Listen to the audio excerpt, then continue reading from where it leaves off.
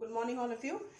So yesterday I have completed propensity to save. In that I have explained you the meaning of propensity to save, the types of propensity to save, along with their numerical example. Okay.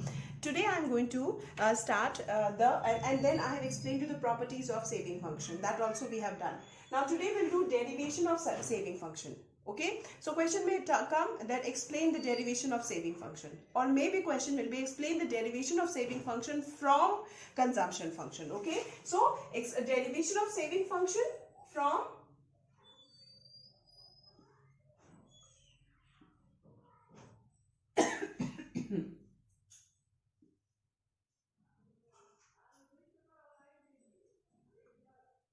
from from consumption function. Okay, so first try to understand the diagram today, and then tomorrow I'll give you in detail what to write under this. Okay, so to derive saving function, first we need the diagram of consumption function. Okay, so let me first draw the diagram of which I have already done. The diagram of consumption function is already done.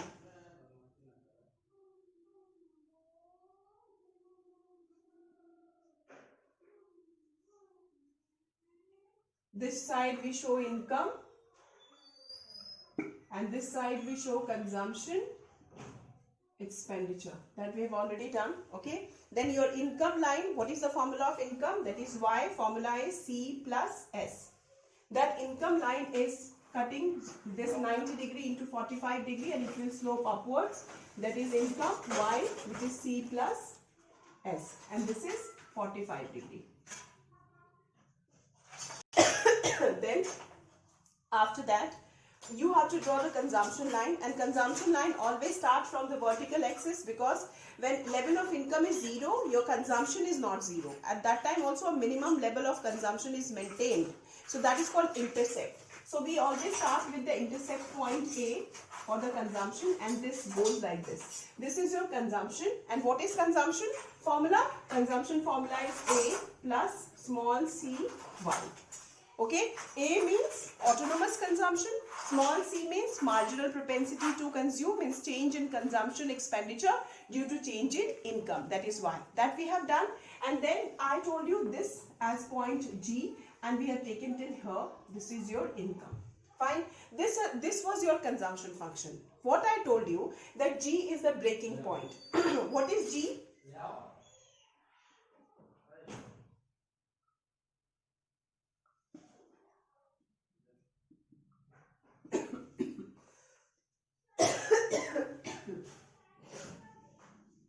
So G is your breaking point. Okay. Now G is a breaking point. How G is a breaking point? Because before G, your consumption is greater than income. मतलब जितना income एक economy कमा रही है, उससे ज्यादा वो consume कर रही है. So consumption is more than income. After point G, just opposite happen, that consumption is less than income. Okay, now here before G, okay, now tell me, before G, whatever income a person is earning, the whole income the person is using for consumption. So is there any saving possible before G? No. Rather, your saving will be negative. What will be your saving? Saving will be negative. Till where your saving will be negative? Your saving will be negative till your consumption is greater than income. मतलब वो जितनी कमाई कर रहा है एक economy is earning income more than that the economy is consuming. Okay, so no chances of saving. Now you see how I am deriving the saving here. Just below the consumption diagram we will derive the saving diagram. Just below.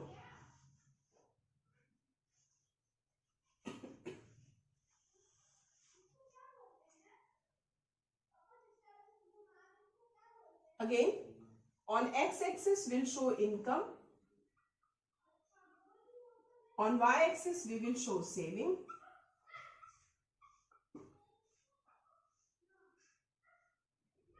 Saving हमेशा below the zero होती है. कहां तक? Now you see, you extend this break even point you extend till here.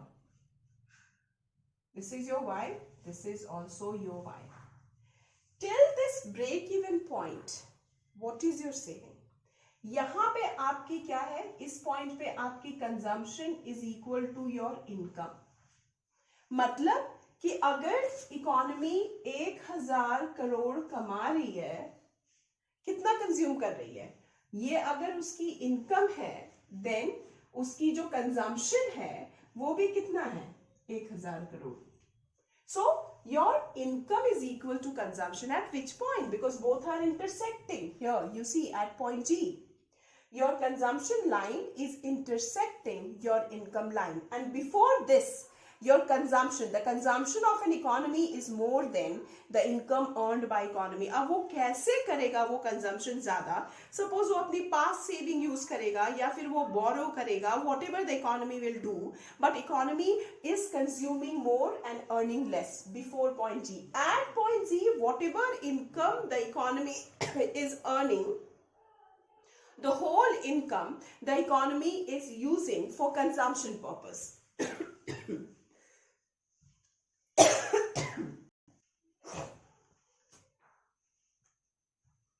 ठीक है. Now see here. सो अब ये y line तक आपकी सेविंग कहां होगी? आपकी सेविंग अगर ये ऑटोनोमस ए से यहां शुरू हो रही है, आपकी सेविंग शुरू होगी यहां से. ये भी आपकी ऑटोनोमस है, बट यहाँ पे माइनस होगा. जीरो के नीचे क्या होता है?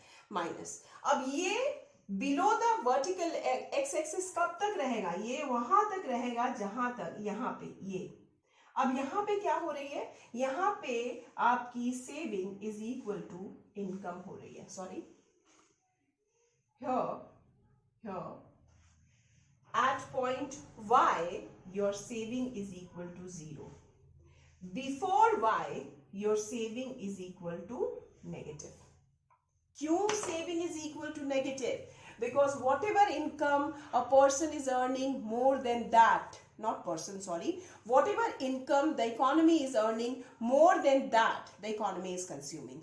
But at point Z, whatever income the economy is earning, the whole the economy is using for consumption. So till here your consumption is equal to income. So your saving here will be what?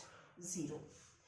When your saving actually start, when the economy actually starts saving after point G, when income become greater than saving. Matlab, if the economy is earning 1000 crore, then economy is consuming only 900 crore. Okay, where this 100 goes? This 100 is what? Saving. So after this your saving actually start, and this is called saving. And what is the formula of saving? Y minus C. So we derived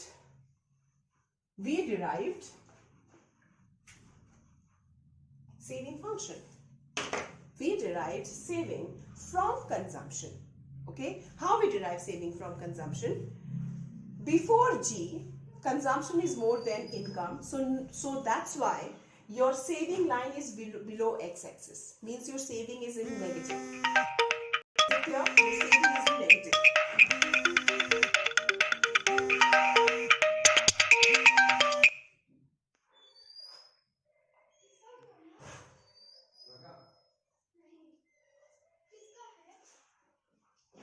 Okay, so I think this diagram you people have understood. Once you see this video twice, try to understand this diagram, because this diagram is very important. Even the consumption function diagram is very important. If you will not understand the diagram of consumption function, you will not understand the diagram of saving function. And if you will not understand the diagram of this whole saving function, you will not able to understand the determination of income and employment through AD&AS approach and through saving function approach. To understand the next topic, you have to understand this. And then derivation of saving function, I'll give you tomorrow. For today only this much.